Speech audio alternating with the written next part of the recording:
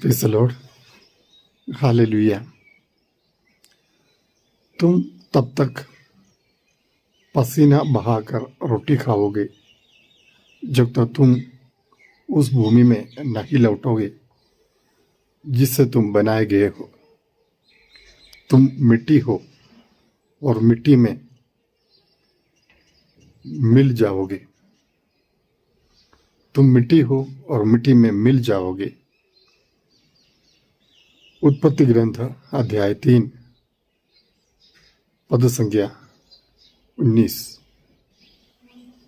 Book of Genesis chapter 3 verse 19। वचन हमें याद दिलाता है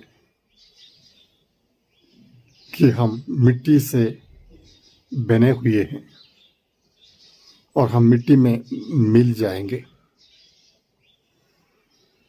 मनुष्य का जीवन कितना नश्वर है,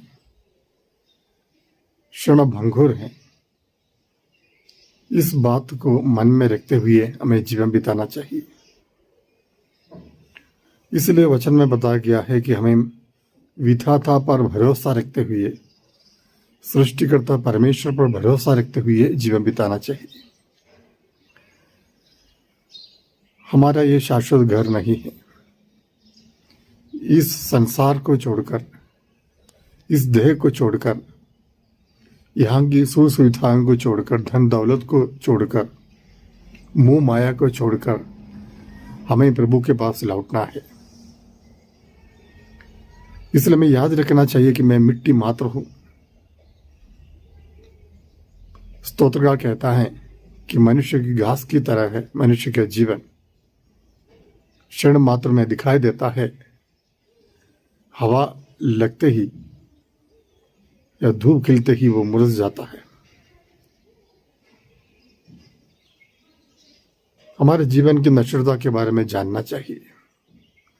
कैथोलिक कलीसिया में इसलिए उपवास काल रखा गया है, या चालीसा रखा गया है कि मनुष्य अपने जीवन के बारे में सोचे, अपने नश्वरता के बारे में सोचे, अपने आप को दीनहीन बनाए, नम्र बनाए और परमेश्वर के पास लौटे। हम सब परमेश्वर की हाथों की रचना है।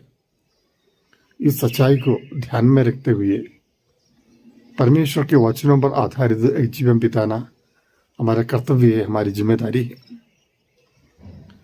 जब परमेश्वर से दूर हो जाते हैं, चले जाते हैं, विद्रोह करते हुए, उनकी आज्ञाओं का भंग करते हुए, परमेश्वर की, ईश्वर की इच्छा के विरुद्ध चलते हुए हम अपना जीवन को बनाने के लिए जो भी हम प्रयास करते हैं, तो हमें सोचना चाहिए कि ईश्वर से अलग हटकर हमारा कोई जीवन नहीं।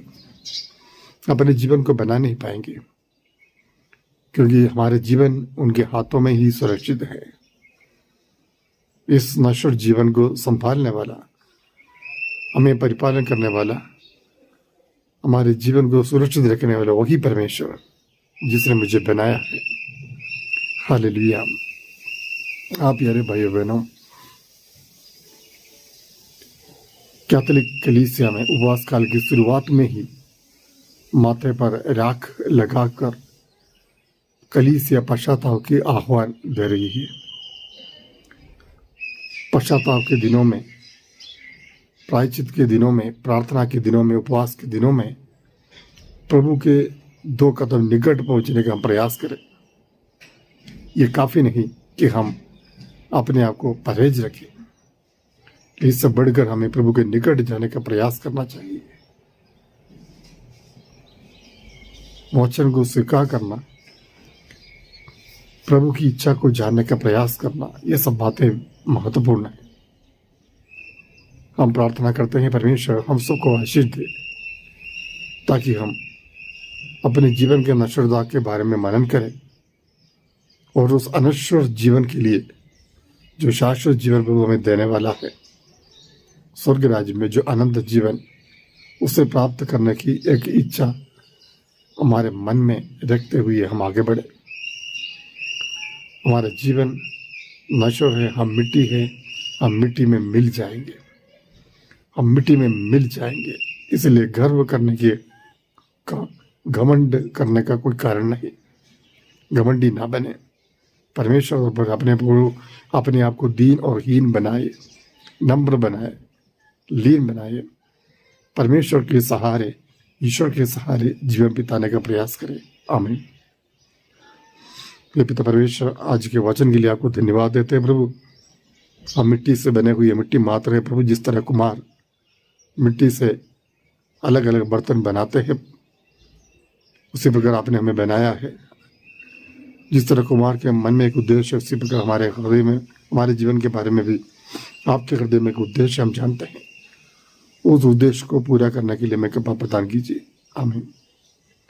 सर्वशक्तिमान ईश्वर पिता और पुत्र और पवित्र आत्मा को आशीर्वाद प्रदान करें। आमीन।